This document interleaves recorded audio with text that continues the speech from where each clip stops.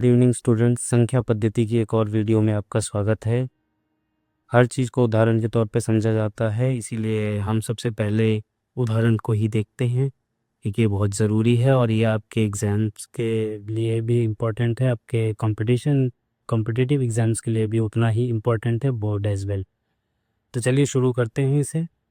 उदाहरण कहता है, दिखाइए कि 1.2727 बराबर 1.27 पर बार को पी क्यू के रूप में लिखा जा सकता है, जहाँ पी और क्यू पूर्णांक हैं और क्यू नॉट इक्वल टू 0 है। याद रहे ये टर्म हर जगह लिखी होती है, तो इससे घबराने की ज़रूरत नहीं। खाली क्वेश्चन में सिर्फ इतना सा कहा गया है कि दिखाइए कि फलाना फलाना दिस वन को लिखा जा सकता है पी क्यू के रूप में, यानी कि परिमेय संख्या के रूप में लिखा जा सकता है या नहीं। चलिए इसको सॉल्व करते हैं। कैसे लिखना है, कैसे नहीं लिखना है, ये आपको सब कुछ एक वन बाय वन समझाते चलते हैं। तो सबसे पहले लिखेंगे, मान लेते हैं ये संख्या जो हमें दी हुई है उसको x। तो जैसे कि मैं कहता हूँ माना परिमेय संख्या,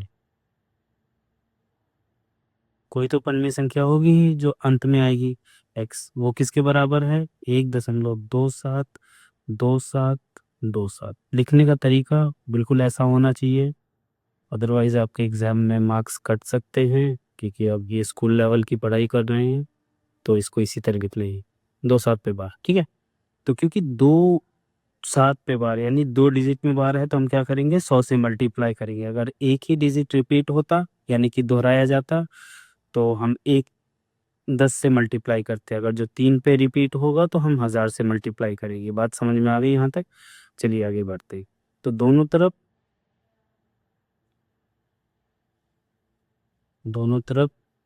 100 से गुणा करने पर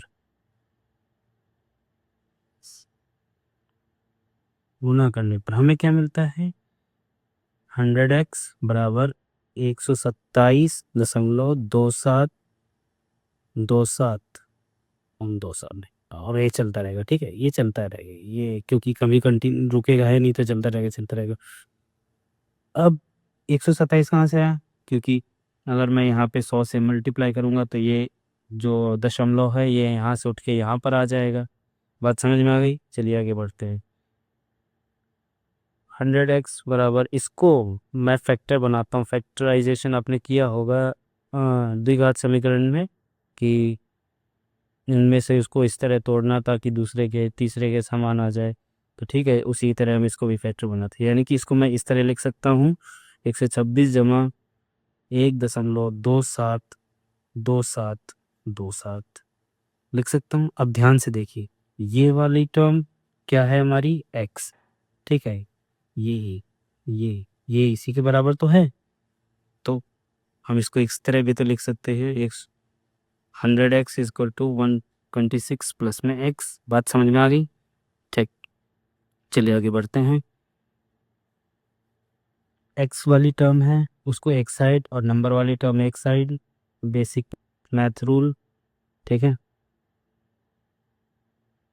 बराबर में 126 है। 100x में से x माइनस हो गया तो कितना बचेगा 99x बराबर 126। यहाँ तक समझ में आ गया? ठीक, x की वैल्यू क्या आ जाएगी हमारे पास 126/99। अतः जो हमें परिमेय संख्या चाहिए थी वो कौन सी है?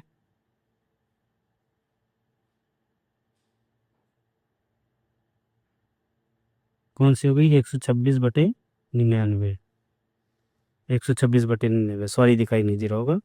ठीक है, जो हमें परिमेय संख्या चाहिए थी 126/99। अब एक क्वेश्चन आपके लिए भी, ये क्वेश्चन आपके लिए है कि 8.161666 को पी और क्यू के रूप में व्यक्त कीजिए। इसका आंसर आपको कमेंट में देना है। Thank you for watching this video. Keep learning.